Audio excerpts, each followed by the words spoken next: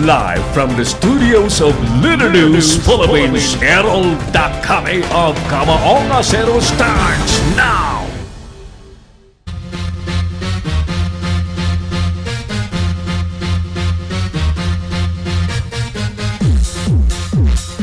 Mga residente sa bayan ng Ronda sa Cebu Province nagluksa sa pagpaslang sa kanilang mayor. Amnesty application ni Trillanes na request daw ng Solgen ayon sa DND at AFP. Pulis at militar di daw dapat maging parang private armies ni Duterte ayon kay Congressman Alejano. Oposisyon, inakusahan si Duterte at mga economic managers nito na siyang ugat sa pagsama ng ekonomiya ng bansa. African swine fever sa Asia, tinalakay na sa UN. Pilipinas at Israel lumagda sa $85 million investment deals. PNP tiniyak naman ang kaligtasan ng mga turista sa pagbubukas ng Boracay. At America's Got Talent judges, standing ovation naman sa Junior News System ng Pilipinas. Magandang gabi po sa inyong lahat. Ako na po ito si Errol Dakame. Welcome po sa tigasing palatuntunang Kamaonga Zero. Exclusive dito po sa Leader News Philippines at sumasa inyo po on HD quality at napapakinggan po napapanood po sa buong mundo. Hi and hello siyempre sa mga OFW na kanina pa ho nag-aantay sa ating palatuntunan at lagi pong nakantabay sa mga balita galing po sa ating bansa.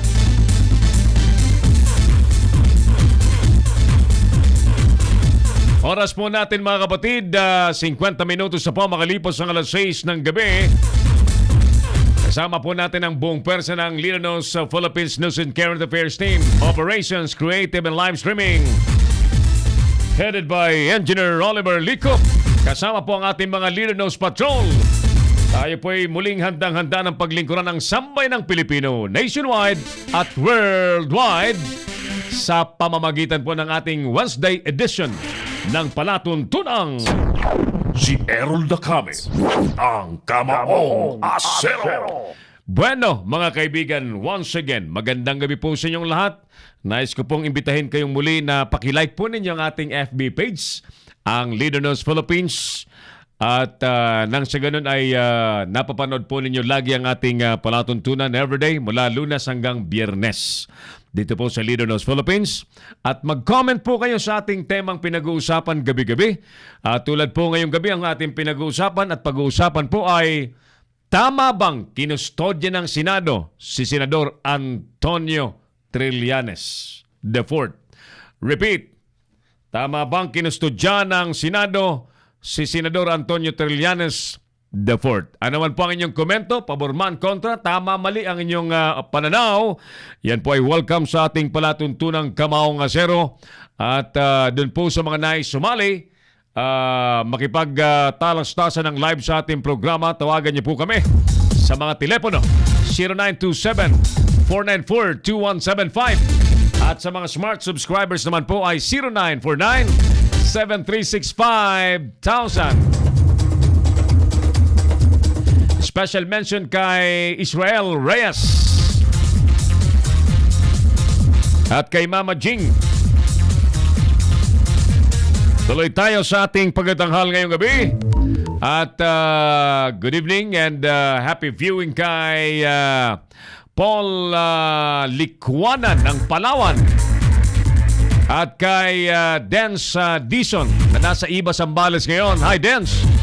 And of course, our prayers for your son's immediate recovery who met an accident, a motorcycle accident. Buti na lamang po ay nakaligtas yung kanyang anak at ang nadali lamang po ay ang kanyang motorsiklo and they're there at the hospital in Iba Zambales Province.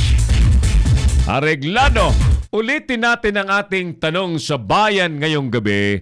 Tama bang kinustudya ng Senado si Senador Antonio Trillanes IV?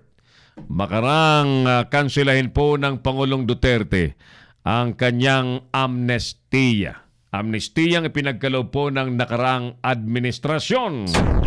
Si Errol Dacame, ang Kamaong Asero. Sige po at welcome po ang lahat sa ating palatuntunan. Partner, pakidagdagan mo nga ng konting monitor natin. Parang naghahabol yung aking boses sa... wala na, sagad na rito. Sagad na. O mic na lang. Ano kayo, mic na lang siguro. Yan. Okay, thank you.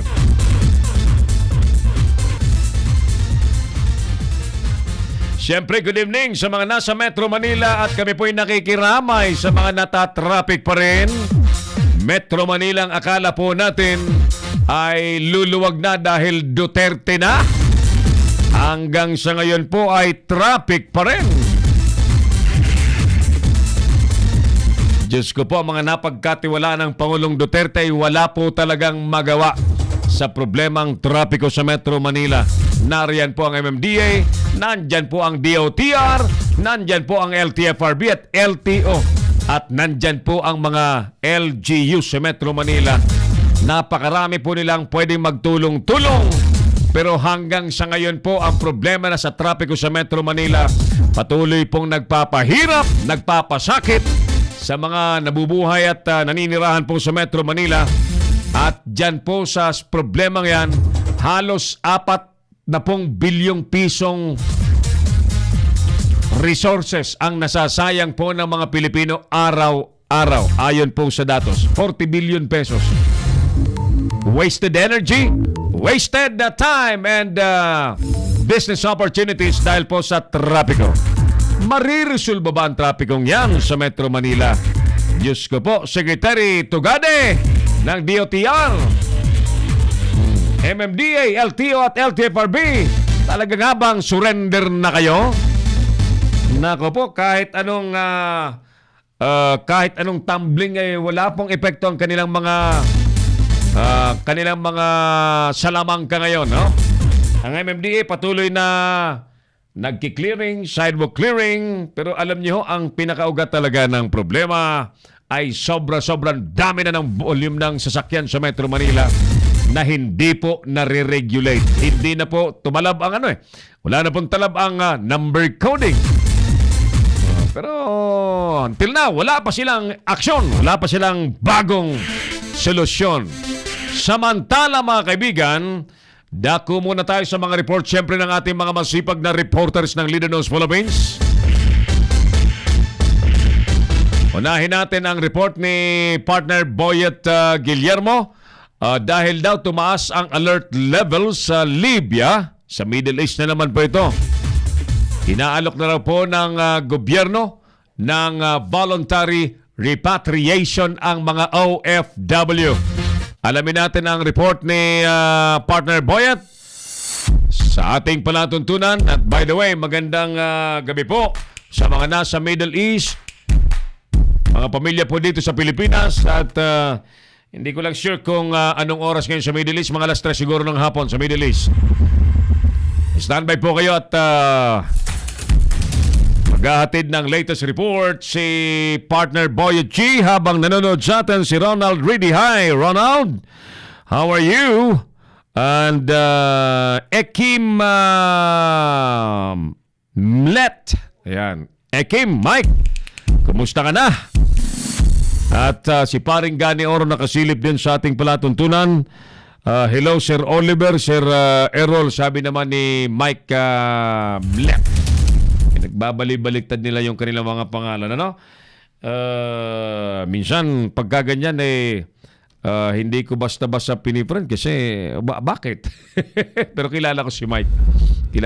Sapagkat si Mike ay miyembro po ng MCBO at kino-ordinate sa ating tanggapan na yung Solo Parents Council sa Quezon City ay nagnanais na makapag-avail po ng ating mobile journalism workshop. So, I'm just waiting for their letter of intent and invitation.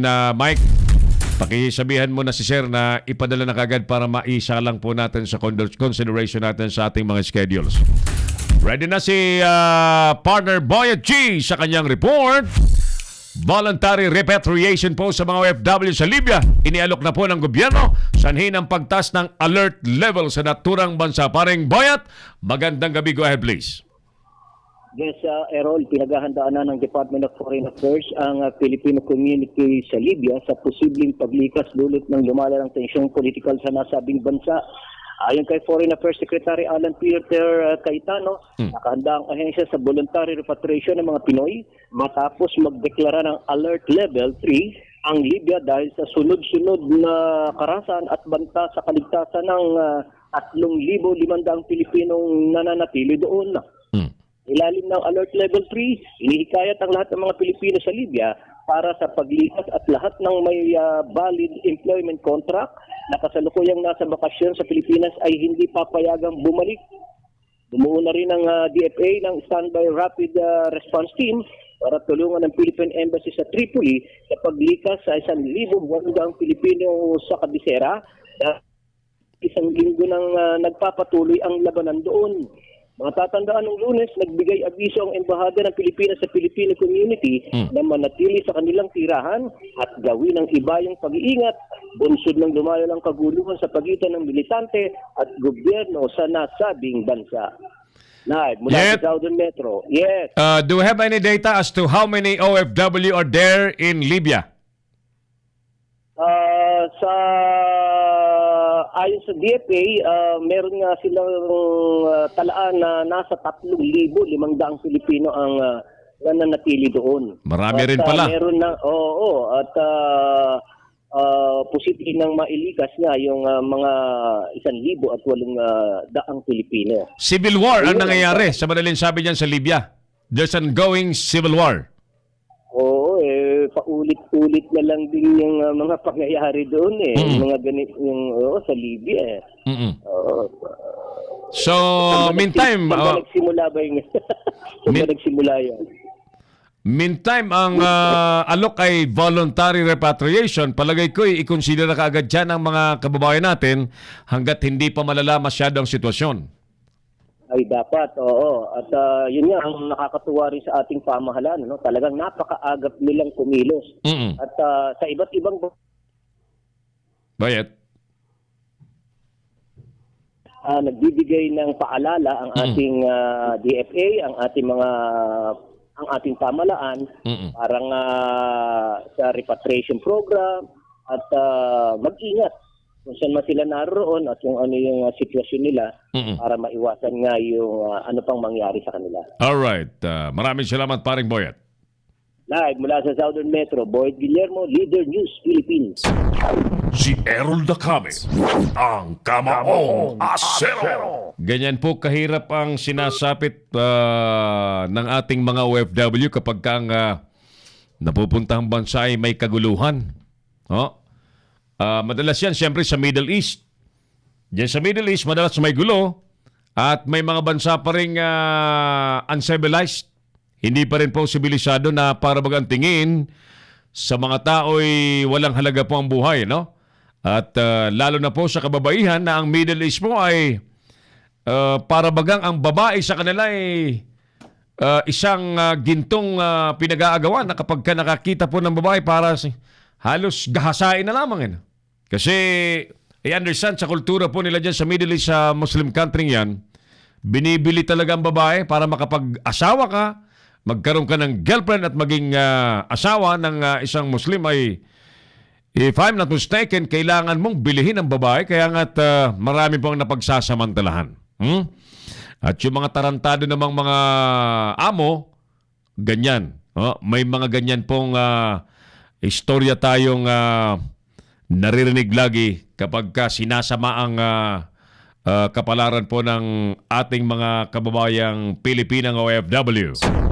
Si Errol Dacame, ang Kamaong Asero. Tuloy tayo sa ating palatuntunan. Maray na bang gitabi sa mga kababayan ko dyan sa TWLBay? Kumusta ang pamilya mo, Primong Ike, Iking, Engineer Iking Buboy dyan sa poblasyon TWLBay at sa pakisabi pala pag nagkita kayo ni Kapitan Bennett Templado, baka bukas yung kanyang nire-request na information sa SSS ay maibigay ko na, no? medyo na busy lang ako at yung mga contacts natin ay hindi natin na kakausap kagad, so most likely bukas. Ha? Engineer Ike, pakisabi na lang kay Kapitan Bennett Templado. Oh, si Kapitan Bennett kasi parang about to retire na rin. So, he's just asking as to what is the computation, possible retirement pay na pwede niya makuha daw sa SSS. Si Errol Dacame, ang Kamaong Asero. Ulitin po natin mga kapatid ang ating survey question ngayong gabi.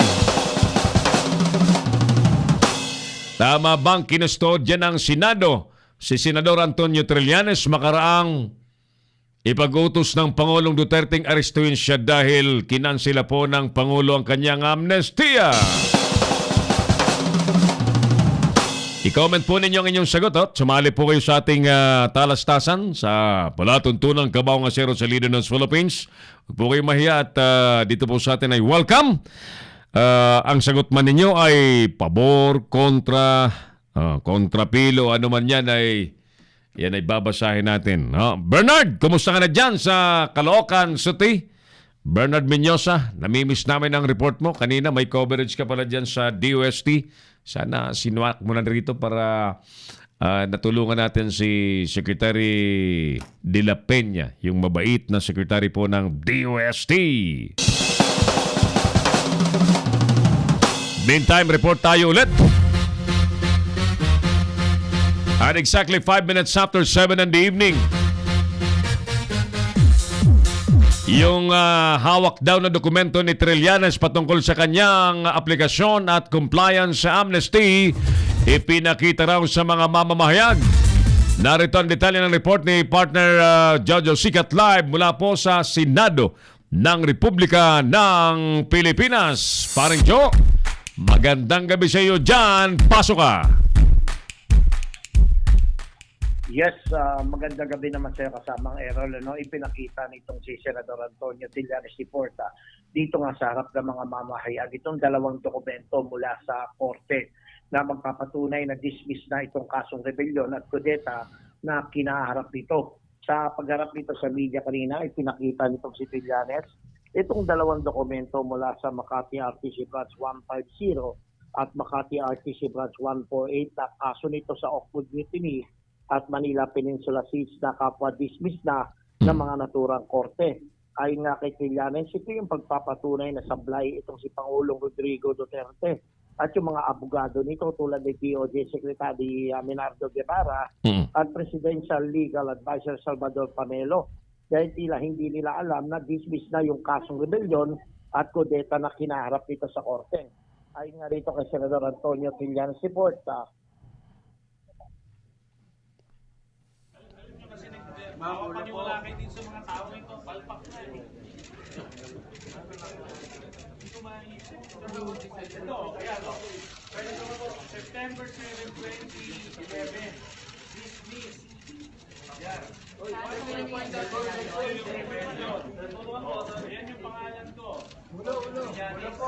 Nakatikit dito siya, no? So, ano pa ngayon ang reason? Ngayon kung aarestuhin ako, remember, itong presidential declaration ito, hindi to warrant of arrest, ha? Hindi to warrant. Ngayon, arrestuhin nila ako. Ano bukod ngayon, dito, iprinisinta rin nitong si Senador Trillanes sa publiko yung isa pa ring dokumento. Ito yung IP30, factor resignation mula sa AFP-CND na may petsa na February 6, 2007 kung saan nakasaad dito na nag-resign na nga ito bilang isang militar. Ipinakita rin ng senador ng isa pang dokumento. Ito yung major service clearance na magpapatunay na malinis at walang kaso itong kinaharap sa Armed Forces of the Philippines. Dahil dito, ginititillanes na wala ng jurisdiction ng militar sa kanya at malabo na yung sinasabing court martial dahil matagal na nga siyang wala sa serbisyo. Ayon dito kay Senador Antonio Trillanes, ito po ay resulta ng aking pagre-resign sa serbisyo nung ako po ay nag-file ng Certificate of Candidacy.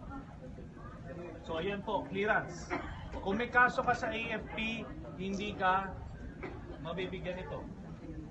Okay? Tapos, ito po ang aking orders ng ipso facto resignation. This is dated May 3, 2007. And I will read, Pursuant to section 66 of the Omnibus Election Code of the Philippines. Samantala, nagtungo naman dito kanina sa parking lot ng Senado itong aktor na si Robin Padilla kung saan inaantabayanan niya yung pag-aresto dito kay Trillanes. Inamon pa ng aktor itong si Trillanes na huwag magtago sa Senado at harapin itong kanyang naturang kaso. Pinaltahan pa nitong si Robin Padilla si Trillanes matapos na banata ng senador na isip bata itong aktor. Sagot ni Padilla dito kay Trillanes, ang isip bata niya ay walang iba kundi itong si Trillanes dahil nagtatago ito sa Senado na parang bata na naglalaro lamang ng tago-taguan na. Ayon nga rito kay Robin Padilla, Hindi daw kayo nagmamature. Oo, talaga, bata pa talaga ako kahit yun. I'm 50, pero yeah. Hindi ho. Sa akin nung palagay, yung ibig niya sabihin, siya ho ang mas bata sa amin. Kasi siya ho ang nagtatago sa loob. Kasi sinasabi niyo, ba't di siya makalabas? Di ba ho ang taguan pang bata? Laro ng bata yun. Hindi naman yung laro ng... Sure, wala kang balak umakyat po. Wala akong business doon, pero kung imbitahin niya ako, di okay. Sabi niyo, kung may warrant of arrest, handa naman daw po siya na sumama sa mga arresting officer. Meron palang, ganun pala bakit siya nag-iingay ng napakalaking ingay? Bakit hindi na lang siya magpunta doon? Save us all the hassle. Di ba? Minsan, yan ang tinig ng aktor na si Robin Padilla. Mula rito sa Senado, ito si Jojo Sikat para sa Leader News Philippines, nagulat. Si Errol Dacame, ang Kamaong Asero. Thank you, partner Jojo Sikat sa report na yan sa latest na kaganapan naman po sa Senado ng Republika ng Pilipinas. Naghatid po sa atin sa oras na 11 minutes na po makalipas ang alas 11 po ng gabi. Si Robin Padilla ba'y kandidato? Kandidato ba si Actor Robin Padilla? Ayan. Naalala ko si Actor Robin Padilla nung arestuhin din po ng mga otoridad dahil siya po'y nahulihan ng sangkaterbang armas. At yan po'y nakapatay din ng magbabalot. Oh, nakapatay siya. Namunti yan eh. Oh, kaya lang nalagpasan niya na rin na yon yung chapter ng buhay niyang yon. Nakulong, therefore nagsisi, inamin din yung kasalanan, nahatulan. Naging ano pa nga yan, naging pastor pa yata yan eh. At na-convert from Christian to Muslim. And because of that, napabilis yung kanyang paglaya. Oh, yeah? Ganyan ang istorya ni Actor Robin Padilla. Nung makalabas, tinulungan ng mga kasama, nakabalik ulit sa showbiz. Yan. Ngayon, tila sasabak siya sa politika. Bicolano yan si Robin Padilla, taga Camarines Norte. Maray na hapon tabi sa mga kababayan ko sa Bicol Region. Maud ko pong ayos lamang po kamo sa mga oras na ini habang naghihiling sa satuyang programa. Ang ating survey question tonight, mga kaibigan, ay tama bang kinustodya? Ulitin natin. Tama bang kinustodya ng Senado si Senador Antonio Trillanes sa harap po ng arrest order galing po sa Pangulong Duterte? Terry Sopiral de Vivar, good evening to you. At sa mga nasa Middle East, bakit ka naman dyan nagtatago sa Senado kung wala ka namang tinatago? Sabi ni Ekim, ni Mike. Butchar Kanghel, dyan po sa Caloocan City. Magandang gabi sa inyo dyan. Kumusta? Partner Bossing Mario Batigas ng Latigo Online News TV at Latigo ni Batigas program. Sir, thank you for watching. Magandang gabi sa iyo. Si Errol Dacame, ang Kamaong Asero. Hi, Sir Errol. Good evening sa iyo po, sir. Sabi ni Terry Sopiral de Vivar. At kumusta po ang mga miyembro, opisyales ng MCVO founded by our best friend, kumpadring Bong David na nasa Netherlands po ngayon, no? Okay, special mention din at mabuti naman at gumaling na ang ating kaibigang founder, chairperson naman po ng Sulong Katutubo International Foundation. I'm referring to Princess, Her Royal Highness Princess Amira Sunshine Magdangal na na-hospital nung Lunes hanggang Martes kahapon yata. Malaki na pa siya po'y mabilis na gumaling. Magaling yung mga doktor sa ano ba yung hospital na yun sa Cabanatuan City? Prime Hospital sa Cabanatuan City. Kumusta na kaya siya, no? Si Konsyal, yung pinuntahan natin. Konsyal. Ayan, sa Cabanatuan City. Si Konsyal Gabi. Ayan. Si Konsyal Gabi. Ayan. Kumusta ka, Konsyal Gabriel? Sa Cabanatuan City. Nasito Bilyasa Milyandes, sumuko ka na Trillanes kung talagang matapang ka. Na sundalo, huwag kang magdatago sa Senado at sayang ang pera ng mga Pilipino sa iyo.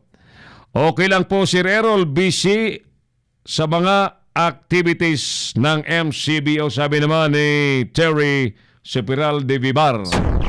Si Errol Dacame, ang Kamaong Asero. Habang tayo po'y mga may pinag-uusapang ibang tema, may sumbong naman sa atin si Winnie Tan. 12 pesos na minimum fare daw. Bago po kayo mag-request ng pagtataas ng... Nandun yung monitor ko kaya parang yung mata ko nasa taas. Hindi pa namin ibababa yung LED. Bukas makalawa ibababa ko rito sa may likuran ng camera para yung mata ko ay diretso sa camera. Naiintindihan namin po ang hinaing ninyo. Pero kami po mga commuters na araw-araw po sumasakay ay nakikiusap din po na maging matapat din po kayo sa rutang inyong kinuha.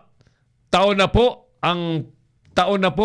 ang panay cutting trip sa inyo pong ginagawa po. Kawawa din po naman kami sa hati ng biyahe po ninyo. From Divisoria, Ilayak, magka-cutting trip na kayo sa Pretil. Pretil to Solis, Hermosa. Solis to Paho, Hermosa. Hermosa to Sangandan, Paho to Sangandan. Grabe to mga siraulo din mga mga jeepney drivers na walang iniisip kundi magkamal ng maraming pera araw-araw kahit niloloko yung mga pasahero. Cutting trip is panluloko po sa mga pasahero. In fact, obvious po yan na talagang panluloko dahil bayad ang pasahero sa distansya na kanyang pupuntahan pero magka-cutting trip yung gagong tsuper, no? Ako po may puso sa mga tsuper at operator pero galit po ako sa mga gagong tsuper na madalas hindi naman alam po ng mga operator. Si Errol Dacame, ang Kamaong Asero. Tuloy tayo sa ating palatuntunan na welcome back Mama Mira Sunshine Magdangal sa paglilingkod sa mga katutubo. Ayan. Nag-office na yata si Mama Mira ngayon. Sabi ko, mas magandang magpahinga muna siya dahil hindi na tayo bumabata. Talagang kailangan minsan ang pahinga. Ako nga, Diyos ko po, pagka nai-stress, kumukunot ang noo ko. 7-10 minutes, makalipas po ang alas 7 po ng gabi. May kakausapin po tayong importanteng tao na nais po nating matulungan din, especially sa kanilang mga advocacies, ano? May parinig po natin, may panood sa ating mga viewers ang magandang advocacy po ni Reverend, ni Pastor Bobby Brimon, ang chairperson po ng Asia Pacific Awards Council na may mga pinag-aaral po mga bata, no? At yan po'y suportado ng ating palatuntunan para mas makatulong po siya sa mga kabataang tinutulungan niyang makapag-aral. Habang si Sir Yusop Mando, very nice, Sir Errol Dacame, si kapatid na Yusop Mando, kasama po natin sa Hukbong Federal Kilosang Pagbabago. Si Errol Dacame, ang Kamaong Asero. Kaibigan, ang tabayanan po ninyo mamaya po ng konti, no? Mga 7:30 7:30 ba? Subukan nating makausap ang ating chairman ng Partidong Hukbong Federal Kilusang Pagbabago, no other than our very own tatay, Mr. Chairman Domingo Asperas Cañero, upang tayo po'y ma-update sa mga aktibidades pong gagawin ng Hukbong Federal Kilusang Pagbabago na nagsusulong po ng federalismo, at inuuna pong ang mga unang hakbangin po ay magtulak po ng mga bagong mukha na sasabak po sa nalalapit na halalan, sapagkat we believe ng pagkakaroon po ng mga fresh personalities in the political arena ay yan ang magandang panimula para ang corruption po sa ating lipunan na matagal na pong problema ay unti-unti na pong mabawasan. Si Errol Dacame, ang Kamaong Asero. Napaka-obvious po kasi ng wisdom dyan, ano? Kasi kung patuloy na yung mga trapo, may mga dinastiya na sa politika ang mauupo ng mauupo, years after years, ang problema po natin sa kurakutan na nagpapahirap po sa mga mamamayang Pilipino ay hindi po masusolve. Si Errol Dacame, ang Kamaong Asero. Ulitin natin, Sir Yusop Mando, ang ating political affairs head ng Hukbong Federal Kilusang Pagbabago ay nanonood po sa atin. Thank you, sir. Mamaya kakausapin natin ng live si Mr. Chairman Domingo Asperas Cañero para tayo po'y ma-update sa mga darating pang mga aktibidades. And I understand there will be an oath-taking ceremony sa mga national officers po ng HFKP.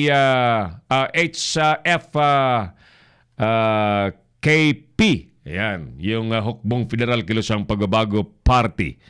Malapit na po yan. Jimmy Kagawa, Jimmy Mahusay, kumusta ka na, partner? Diyan sa Valenzuela City. At si Primong Joel Brocales. Primo, kumusta ka dyan? Dakul ang customer mo dyan sa Mix Restaurant. Sa mga gagawin po sa Makati, as I was always saying, dyan po kayo mag-stop over sa Mix Restaurant ni Primong Joel Brocales. Dyan lamang po ito sa may Shell Gasoline Station sa Estrella, Guadalupe, Makati City. Alright? Okay. Peace Gabriel, watching from Jisan, Kingdom of Saudi Arabia.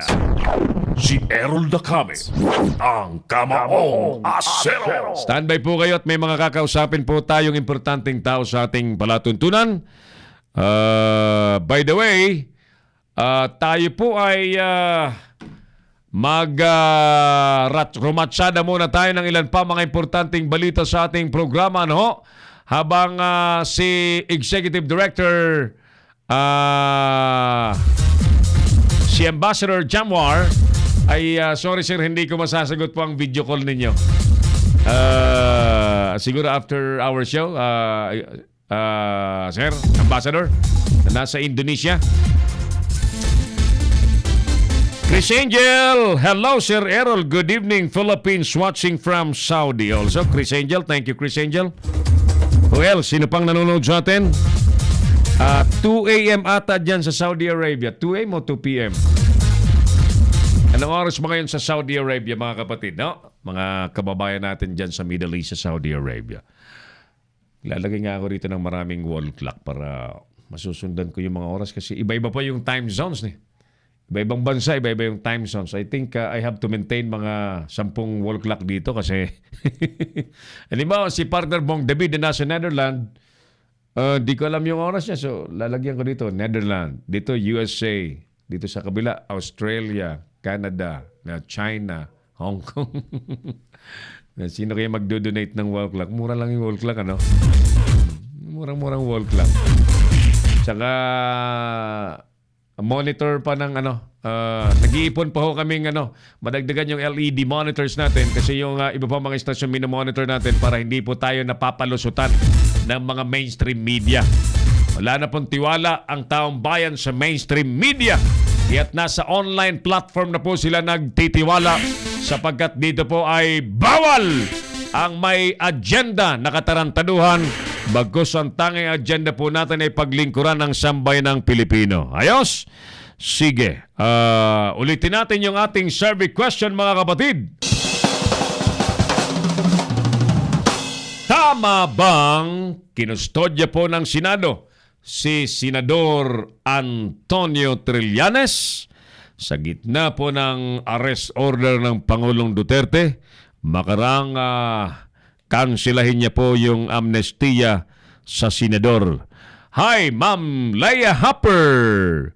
Good morning po. Coming from Las Vegas, Nevada. Gandang umaga po sa mga nasa Las Vegas, Nevada. Leia Hopper, sa pamilya mo, kumusta ka dyan? At mamaya pala yung palatuntunang Bible Cafe ni Pastor Ram Gamboa, Pastor Ramesses Ram Gamboa, na nakakapag-program, nakakapag-host ng palatuntunang Bible Cafe kahit nasa Las Vegas, Nevada. And we can integrate his show dito po sa studio ng Leader News Philippines na nasa Pilipinas. At yung kanyang magandang balita na siya po ay may dalang drone, regalo po sa Leader News Philippines. Salamat kay Pastor Ram at sa mga kapanalig po natin sa Calvary Church. At patuloy pong nagtutulungan po ang Bible Cafe Production Group at ang Leader News Philippines. Very soon, marami pong magandang mangyari po sa ating himpilang Leader News Philippines. May mga i-acquire po tayo mga gadgets para tayo po ay makapag-live. Hindi lamang po ng cellphone. Yung iba kasi, di ba, nagla-live sa FB, gamit lamang po ang cellphone. Kami po ay may ina-acquire na isang medyo may presyong gadget na di kalidad. Ang video na lalabas gamit po ang mga professional camera para mas malinaw pong mapanood po ninyo ang lahat ng nangyayari. Mapamalacanang, Senado, Kongreso, Armed Forces of the Philippines, Krame, etc. Wherever the news happens, gusto po namin iparating po sa inyo via live broadcast ng Leader News Philippines. Si Errol Dacame, ang Kamaong Asero. Anong sabi rito? Ang dapat tutukan ng gobyerno ay ang presyo ng bigas.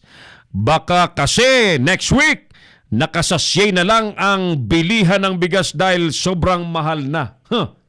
Sabi ni Bernard. Oo nga, seryoso po ang problema natin sa ekonomiya. Pumalo na po sa 9-year high. I think ilang porsyento na halos 6% ang inflation rate.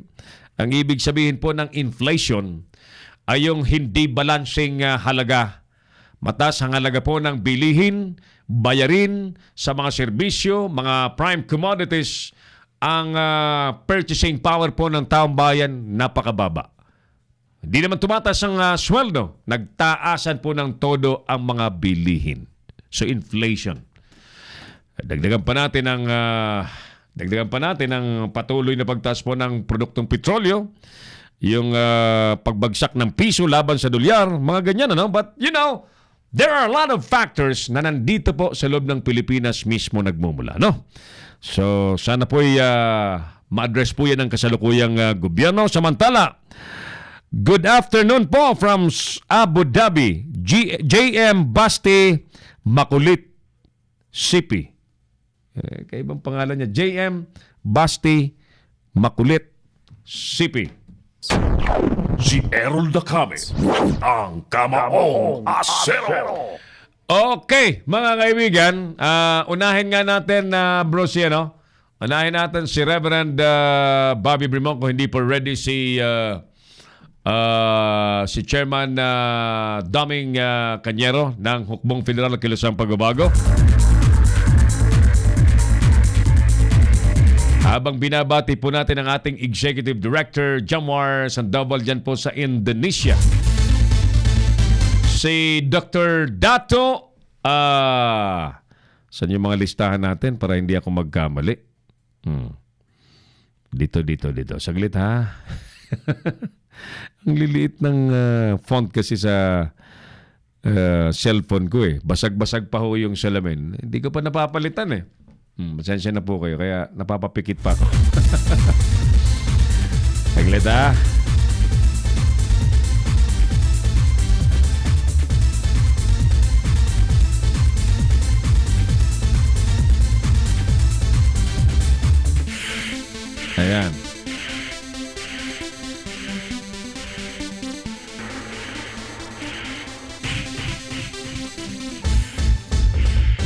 Batiin po natin ang ating mga kasamahan sa Hukbong Federal Kilusang Pagbabago. Sir Aldo Nacero, magandang gabi po. Sir Boy Luego, Mayora Cecil Salvador ng Maynila, Dr. Dato Sukarno Abo Almoro, of course, our beloved chairperson, chairman, president, founder, Sir Domingo Asperas Cañero. Ayan. Si Sir Domingo Pajares, Sir Efren Boy Reyes, Madam Ernaline Caingles Goles, si Executive Director, Ambassador Jamwar Sandoval na nasa Indonesia, si Attorney Batas Milanio Lasso Mauricio Jr., si Sir Pete Orjales, si Yani Niña Zur at si Sir Yusop Mando. Yan po ang ating mga kasamahang national officers ng Hukbong Federal Kilusang Pagbabago. Si Errol Dacame, ang Kamaong Asero. Itong mga nagpa-pop up na kung sa ano, paano ba ito alisin? Mga walang damit eh. Nakaka-distract. Yung mga, anong tawag dyan? Popcorn ba yan? Visit ito mga nag-a-advertise sa ano, no? Wala namang may tutulong sa programa natin. Panay ang sulputan sa screen ko. Saglit! Ulitin natin yung ating survey question. Tama bang kinustudya ng Senado, si Senador Antonio Trillanes? Ano po ang inyong opinion?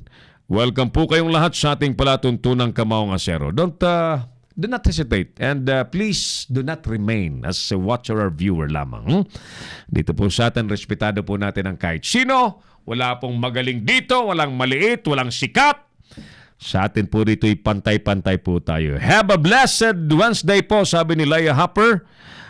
Ekim Melt, ayos, sabi niya. Marera dyan sa Sorsogon Province. Magandang gabi sa inyo dyan sa lalawigan ng Sorsogon. Yan. Well, sino-sino pang nanonood po sa atin. At yung mga may gustong ipabati sa atin, ayos siya. Welcome yan sa ating programa. At kailangan nating pagbigyan lahat yan. Habang binabati natin ang ating mga batchmates sa high school, sila Mading Imelda, si Nelj, Belotan, sino-sino mga nanonood sa atin. Yan. Marami. Mamaya, babalikan ko yan. Okay, sige. Signalan mo lamang ako, partner, kung ready na si Reverend Bobby Brimon, ang chairperson naman ng Asia Pacific Awards Council Incorporated, na tuloy-tuloy naman ang kanilang charity works, ang mga scholarship program projects para po sa mga hikaos na kabataang Pilipino. Ang ganda, no? Alam niyo po, kami, tag-ulan na kasi, we're hoping to do a public service sa mga anak ng mga indigenous people. Yung anak ng mga katutubong Pilipino. Nais po naming magbigay ng kapote, ng bota, kasi magtatag-ulan na ho. And imagine niyo po yung buhay ng mga katutubo na nasa bundok. Nagsusumikap yung mga batang pumunta, maglakad ng malayo papunta sa mga eskwelahan para makapag-aral. And most of them nakapaa, no? So, pwede nyo bang tulungan kami mga ginigiliw nating taga-subaybay? Mag-donate po tayo. Tayo po'y magkaisa. Kailangan po nating magtulong-tulong. We are now accepting donation ng mga kapote para sa mga bata at mga bota para sa mga bata. Ayun po. Oh? Kasi magtatagbagyo na, tag-ulan na. Napaka-kailangan po. Matinding pangangailangan ng mga batang hindi po sila mabasa. Pauwi, papunta po sa eskwelahan, pauwi sa kanilang bahay. Especially, ang pakay po nating matulungan ay ang mga estudyante, mga maliliit na elementary students na mga IPs, mga anak ng mga katutubo sa iba't ibang probinsya sa Pilipinas. Pwede ba tayo mag-target muna ng Mag-target tayo ng mga 200 kapoting pambata at 200 botang pambata. Pwede ba kami makiusap po sa inyo, kumatok po sa inyong mga puso para magampanan natin yan at magtulong-tulong po tayo? Doon po sa mga nais tumulong sa ating advocacy, ay tawagan niyo po ako sa 0995-148-3605. Ano? And we'll be glad to have you as our partners para mag-abot ng tulong pagmamahal sa mga kabataang katutubo na madalas pong napapabayaan ng ating lipunan, nakakaligtaan ng ating lipunan. Okay? Nais ko palang i-announce din na ang susunod pong Mobile Journalism Workshop, ang ating 4th Mobile Journalism Workshop, ay gagawin po natin sa lungsod ng Baguio. Sa lungsod po ng mga Pino, sa summer capital of the Philippines. Kaya doon po sa mga interesadong umattend ng Mobile Journalism Workshop, abangan po ninyo ang ating schedule dito po sa Baguio City. I-announce na lamang po natin ang ating eksaktong petsa at venue para po kayo makasali at kung paano po maka-attend. Alright, 4th Mobile Journalism Workshop ng Leadernos Philippines will be held in Baguio City. Sa mga interesado po ay tawagan niyo po kami sa 0995-148-3605. Areglado, sige. Baka ready na partner yung ating kakausapin. Mauubusan tayo ng oras. We have to wind up 10 minutes bago mag-alas 8 to give way para sa susunod na programang Bible Cafe nila Pastor Ram, Brother Dennis, Brother Randy, Brother Joseph. Yan, yung mga nandito po sa studio. Habang si Pastor Ram Gamboa ay nasa Las Vegas, Nevada. But as you see, the program is just like everybody's in the studio. Yan. Ganun po yung medyo yabang ng teknolohiya ng Leadernos Philippines. Magandang gabi muna sa ating mga kasamahan sa Philippine Online Broadcasters Association. Paring Gani Oro, paring Mario Batigas, paring Jun Burnasal, kabayang Jun Burnasal, paring Bong David, Manoy Roger Bron, Oliver Licop at ang inyo pong lingkod. Ito po ang pioneering Online Broadcasters Association sa Pilipinas sapagkat minamarapat po nating iangat ang online broadcasting sa Pilipinas na ngayon lamang po umuusbong at mai-professionalize po natin para magamit sa mas makabuluhang paglilingkod sa sambayanang Pilipino. Si Errol Dacame, ang Kamaong Asero. Ayon, binabati na baga kita. Salamat Manoy Errol. Konsulta da kami, sabi ni Nels, ni Be. Belotan dyan sa Marikina City. Kumusta ang Marikina City? Nels at si Mading Imelda dyan sa Pineda, Barangay Pineda sa Pasig City. Ang kaharian naman po ng mga Eusebio, dinastiya ng mga Eusebio. Alam niyo, talagang hanggat hindi po napipirmahan, hindi nagiging batas ang anti-dynasty bill, ang dinastiya po ng mga trapong politiko ay hindi po magwawakas.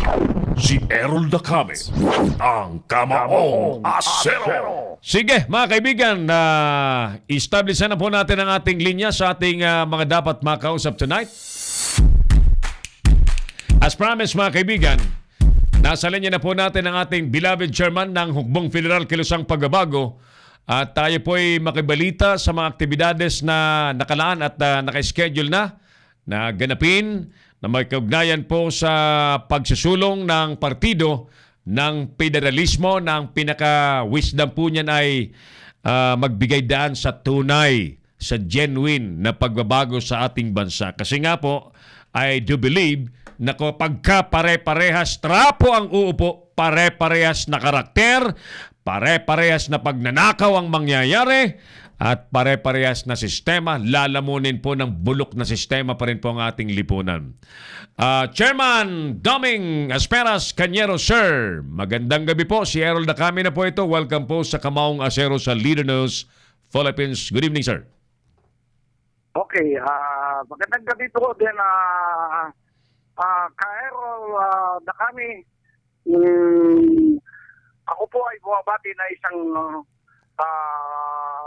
mapagpalang oras sa inyong lahat, lalo na't nakikinig sa radio station na ito, ay nagbibigay po ako na isang magandang oras at gabi sa inyong lahat. Thank you, po, Chairman. Chairman, okay, go ahead. Go ahead, Chairman. Sige po. Ako po ang National Chairman founder po ng Hukbong Federal Kilusang Pagbabago ng National Political Party. And we're glad to have you once again na chairman sa ating palatuntunan. Ano? I do understand ang maliwanag pong advocacy, chairman, ng partido ay ang maisulong po ang federalismo. Now, marami po kasing nakikinig sa atin na hindi pa nakakaintindi ng federalismo. In a nutshell, sir, ano po ang mangyayari sa ating bansa? Ngayon po, matindi ang problema natin sa ekonomiya, ang mahal ng bigas, mga bilihin. Ano po ang pwedeng epekto kapag federal na ang ating sistema ng gobyerno, sir? Actually po, sa itong mga nakaraang administration, magmula po doon hanggang sa ngayon, ang ating bansa ay lugmok sa kahirapan at kuwan na po ang salot sa ating gobyerno na nandiyan pa rin, nakaupo ang mga trapo at traditional na politician na nakapaikot sa ating Pangulo. So, kailangan talagang suportahan natin ang partido, ang federalismo sa ating bansa.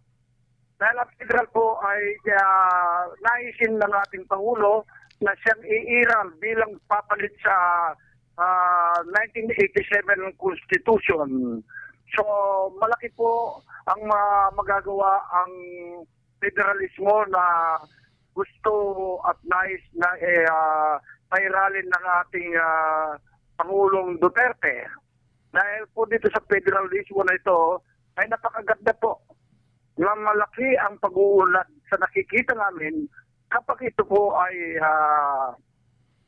naisulong sa pamamagitan ng pagtulong-tulong, pagsama-samahan natin upang suportahan ang federalismo na siyang nais ng ating Pangulong Duterte para sa ating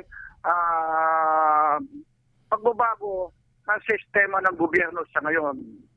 Actually, Kaerol, ang ating gobyerno ngayon sa nakapaikot sa ating presidente ay napakarami ng mga hindi maintindihan.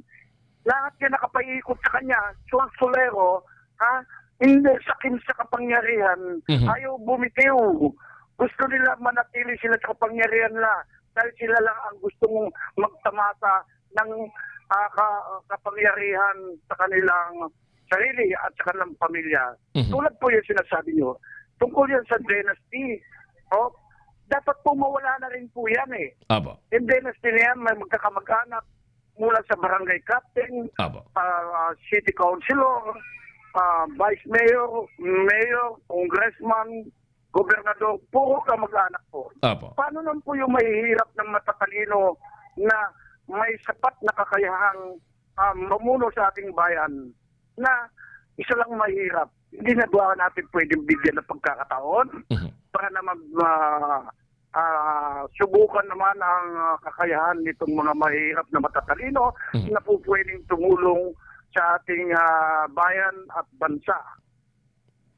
I really agree, strongly agree, Chairman, na marami pong mga Pilipinong matatalino, dangan nga lamang medyo mahirap na gustong maglingkod pero hindi na pagbibigyan po ng pagkakataon dahil nahaharang po ng mga trapong kurap na may mga nanakaw ng yaman, kayang magbayad po ng mga botante. Sila po ang laging nananaig sa mga eleksyon na chairman. Yes. Tama yung sinasabi mo, Kaerol, na yung mga kurap, trapo, traditional, sa kapangyarihan, at ayaw bumitiw sa kanilang tungkulin. Kaya sila po ang numero uno na umahadlang sa pagpapatupad ng federalismo sa ating bansa. Dahil nakikita nila, yung federal na yan na ating sinusulong sa ngayon ay ayaw nilang magtagumpay. Why? Dahil mawawalan na sila ng kapangyarihan. Mawawalan na sila sa pwesto. At yung mga kamag-anak mawawalan na rin. At yung kanilang pagnanakaw, interes, sa kaban ng bayan, So, katulad po itong mga rice cartel na yan, marami magnanakaw dyan sa Bureau Custom na yan, Apo. pati yung mga kaban ng bayan, yung mga economic yung tungkol sa mga forestry, no? Yung mga oligarchs na yan, yung bundok na yan, yung kinukuha nila yung mining na yan. Kaya nagkakaroon tayo ng pagbaha sa ating mga bayan, sa cities na naipiktuhan. So kawawa yung ating mga kababayang mahirap. Dahil itong mga kurap at uligat ng mga politiko na nasa pwesto, sila yung mayaman. Apo. Paano naman po ang isang mahirap na gusto nagnanais ng pagbabago? Yan sinasabi mo, tama yung sinasabi mo, Kaeron, no? Yung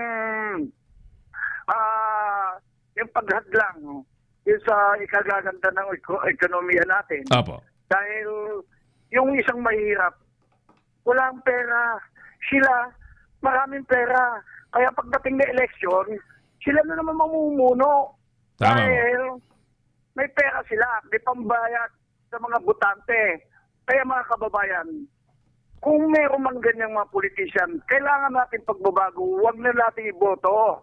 Kunin nyo yung pera, pero huwag nyo iboboto. Apo. Dahil pag nabayaran kayo, sabihin niya sa inyo, di na kayo makakalapit sa kanilang pag-upo. Tama. Sabi na, binayaran naman kita eh. Tama. Ayun, nasasagot na isang politician. Siguradong yan ay sasagot. Opo.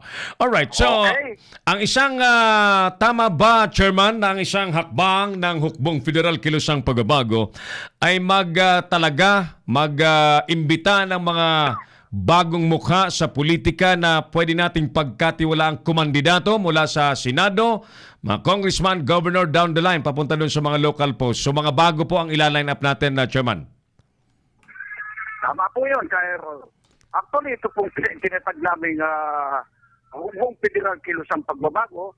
Ayaw namin po na kumuha ng politikong dati na nakaupo, mga trapo politician. Kailangan po natin, Kairo, yung mga bagong mukha na may sapat na katalinuhan, kahit na isa lang siyang mahirap, kung may kakayahang makapagambag ng kanyang kakayahang pag-iisip o at ma-share niya yung kanyang nalalaman. Yun po ang kailangan natin. Hindi natin po kailangan ang isang mayaman, hindi po natin kailangan ang mga datihang namumuno. Kahit pabayaran yan, ito pong Hukbong Federal, kahit pabayaran po kami ng milyon, hindi po namin tatanggapin dahil ang kapalit po niyan, paghihirap ng ating bansa. I salute with you with that. I salute you because of that, Chairman. So, sino-sino na po, Mr. Chairman, ang nagparamdam o sumang-ayon na masali po sa senatorial slate ng Hukbong Federal? Tama bang si Freddy Aguilar at may mga iba pa, sir, na umayon na po sa Hukbong Federal, sir? Chapi-chapi ang dating mo. Chapi-chapi. Confirm na ba, sir, si nationalist singer Freddy Aguilar na magiging standard bearer ng Hukbong Federal Kilusang Pagbabago? Actually po, siya po ang aming standard bearer po ng Hukbong Federal Kilusang Pagbabago. Dahil actually, tinaas ko na po ang kanyang kamay. Apo. Dahil nakita namin sa kanya na siya po ang isa sa dapat na umupo sa ating Senado. Dahil wala siyang bahid dugis ng kurap.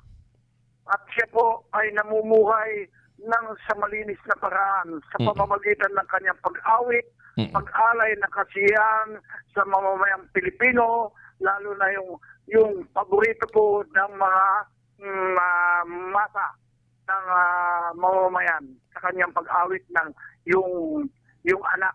Yan po ang inaasahan po natin na yung ugali po niya ay isang Makabayan. mapagmahal na magulang.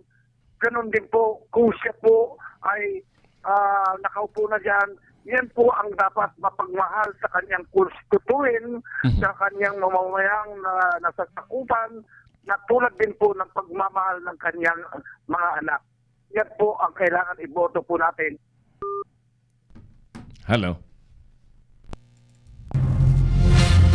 Hello? Okay, naputol yung ating linya. Saglit na, balikan natin si Chairman Doming Asperas Cañero, ang party chairman po ng Hukbong Federal Kilusang Pagbabago. Oras natin, mga kapatid. Time check. Ayan, balik na tayo. Chairman, yes, welcome back. Apo. You're saying something about Freddy Aguilar. Freddy Aguilar is a very popular Filipino singer, not only in the Philippines but internationally because of the composition ng anak at sumikat po buong mundo yan. But generally, siya po ay makabayan, sir. Makabayang mga awit. Yes.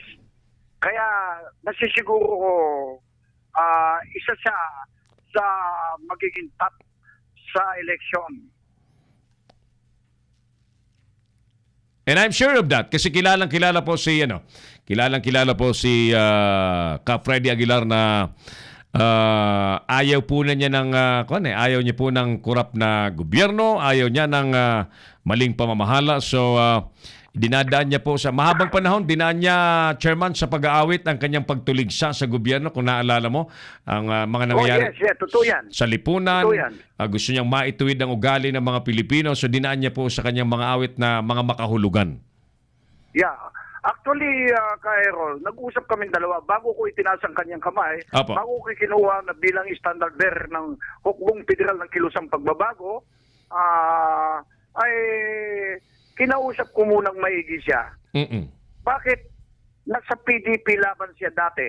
Bakit siya hindi sumama sa PDP laban? Yeah. Ang sagot niya sa akin, ayaw ko na may mga kasamang trapo at traditional sa politika. Kaya mas gusto ko, kanya kung ako tatanggapin mo, mas gusto ako na sumama sa Hukbong Federal Kilusang Pagbabago. So, nakita ko ang meaning ng Kilusang Pagbabago. Hindi ka kukuha ng mga trapo at mga traditional na politician. Mas gusto ko na mga baguhan o yung matatalino na mahirap ang kailangan ko para walang ambisyong magnakaw sa gobyerno kapag sila ay nahalal. Maganda po ang kanyang ambisyon. Tama po yan, Mr. Chairman, at yan po ay panimulang hakbang para makakita tayo ng tutuhanang pagbabago sa ating lipunan. So, sa mga nanonood po sa atin, Chairman, na mga nasa malalayong probinsya, mga rehiyon, at nais po nilang sumali sa ating partidong Hukbong Federal, may number naman tayo sa na pwedeng ibigay, ano po? Yes. Sige po, sir. Paano po ang gagawin, sir?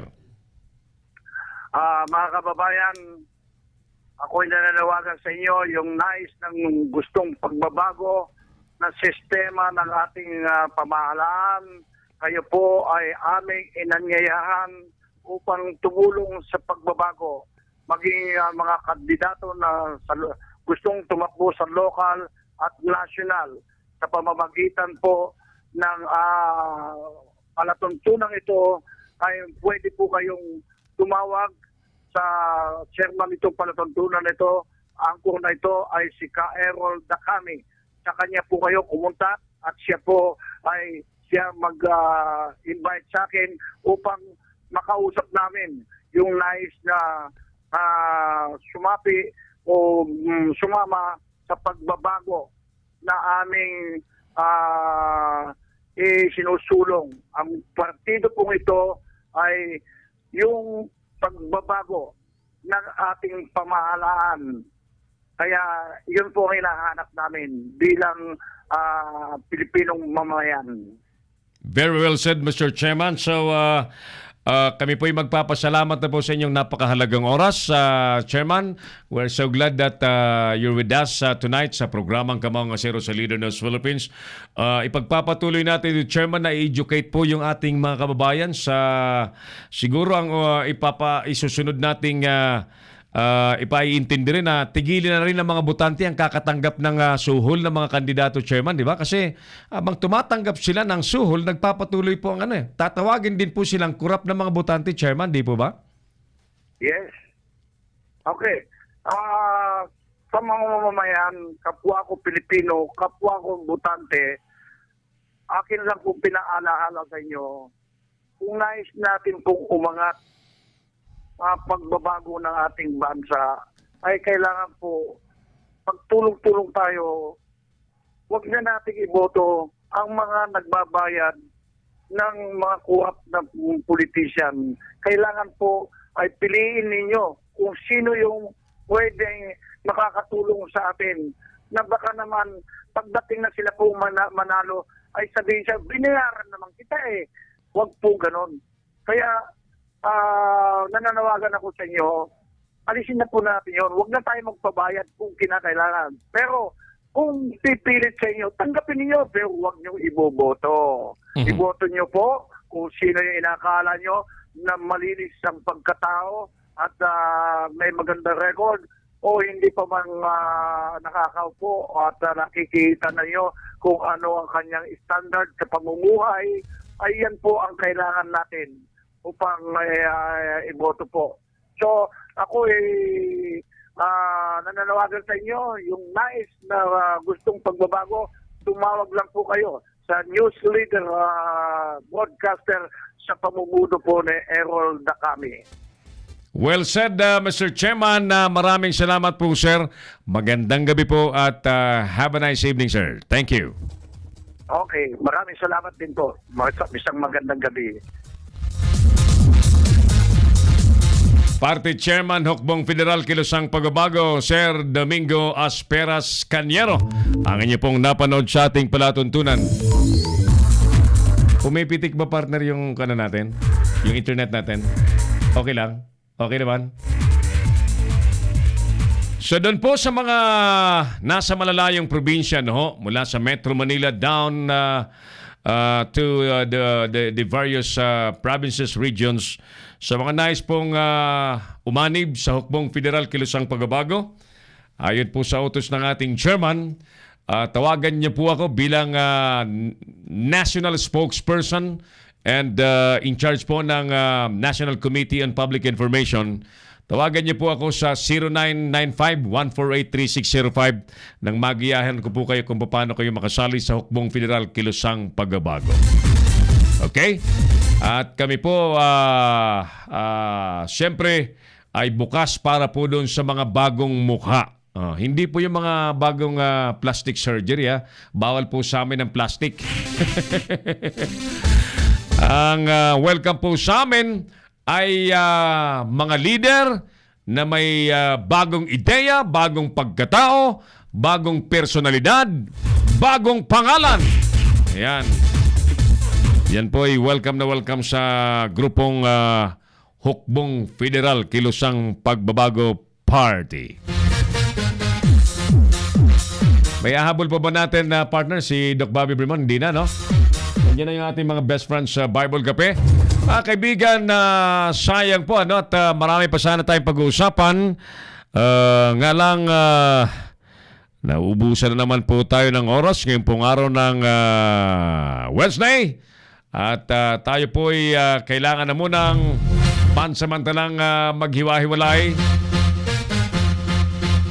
Bueno, kung tayo naman po ang sasagot sa ating itinatanong na tama bang kinustodya ng Senado si Senador Antonio Trillanes, makarang kansilahin po ng Pangulong Duterte ang amnesty na dati pong ipinagkaloob sa kanya ng nagdaang administrasyon. Ito po ang ating malinaw na sagot. Ito po ibabase natin po kung anong nasa batas, ano? Well, ayon po sa batas at panuntunan po sa Senado, wala pong senador na pwedeng arestuhin habang may ongoing session, may ongoing function ang isang senador at nasa loob po ng isang Congress. Ang tinatawag po nating Congress ay yung season po ng panunungkulan ng isang senador, whether senador po siya o isang mambabatas. Marami na pong nangyaring attempt na pag-aresto. May mga warrant of arrest na mambabatas, di ba? Mga kongresista. But we have already seen na may mga kinustoding kongresista sa Kongreso. And putting Senator Trillanes into the Senate custody is not new. Sapagkat isa po yan sa parang nagsisilbing pribileyo ng isang senador, isang congressman kapag ka may ongoing session. Yan po ay opisyal na panuntunan. Ngayon, yung cancellation naman po ng amnesty, tulad po ng ipinapaliwanag ng ating mga kaibigang eksperto sa legal, sigurado po yan na mapupunta po sa korte. In fact, nung dumulog po ang DOJ sa Makati RTC at humihiling po ng hold departure order, humihiling ng warrant of arrest laban kay Trillanes, hindi po pinagbigyan ng Makati RTC ang DOJ. Bagkus pinagbigyan po si Senador Antonio Trillanes ng pagkakataong magkomento sa kahilingan po ng DOJ. Personally, nakikita ko pong ito po ay makakarating sa Supreme Court. So what we can say, abangan po natin kung ano pong mangyayari sa mga issue pong ito. Meantime, hindi ko po may tatago ang paglalahad na patuloy po ang pagpangit ng ekonomiya natin. At ang aking pakiusap po sana sa napagkakatiwalaan po ng Pangulong Duterte, wakasan po ninyo ang inyong mga personal na interes. Tapusin niyo po ang inyong pong mga vested interest, mga pansariling kapanganan po ninyo. Tumulong kayo sa Pangulong Duterte na resolbahin ang problema natin sa ekonomiya. Naghihirap ang mga Pilipino. Wala kayong ibang inaasikaso kundi ang inyong mga pamumulitika. Tigilan nyo na yan. Asikasuhin po ninyo. Tulungan nyo po ang presidenteng maglikha po ng mga solusyon sa maraming problema sa ating bansa. Ang presidente natin is in the Israel right now. Papunta pa sa Jordan. May nalikha po siyang negosyo. Pumirma po ang Pangulong Duterte at ang Israeli government ng $85 million investment deal sa Pilipinas. And I'm sure may mga malilikha pang mga business deals yan. Alabakan natin sa pagbabalik po ng Pangulong Duterte. Okay? Sige. Ulitin natin, ang Leader ng Philippines ay suportado po natin ang pamamahalang mabuti, ang maayos na mga patakaran, ang mga ikagaganda po ng mga Pilipino na ipinatutupad po ng Pangulong Duterte sa ngayon.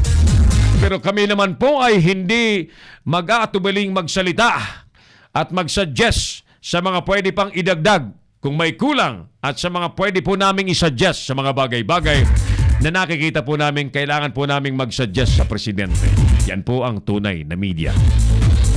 Maraming salamat po sa inyong lahat sa ngalan po ng Long Ridge Philippines, ng Borgosco, partner. Bukas every 15 minutes yung Borgosco tsaka PQC Paint Depot ni partner Rafi Bianson. Ilalagay po natin yan every break. Long Ridge Philippines, Borgosco Auto Parts, PQC Paint Depot dyan sa Tacloban City. Mga kaibigan po natin yan na lagi po nating katuwang sa mga public service. O bueno, sa ngalan po ng ating mga tagapagulat at mga reporter natin ng Leader ng Philippines, sa ngalan po ng ating katuwang Engineer Oliver Licop. Gutom na yata. Ako pa rin po ang inyong kamaong asero, si Errol Dacame. Maraming salamat. God bless Pilipinas. Inyong napanood ang mga batas na batas ni Errol Dacame sa Kamaong Asero. Abangang muli dito sa Leader News Philippines.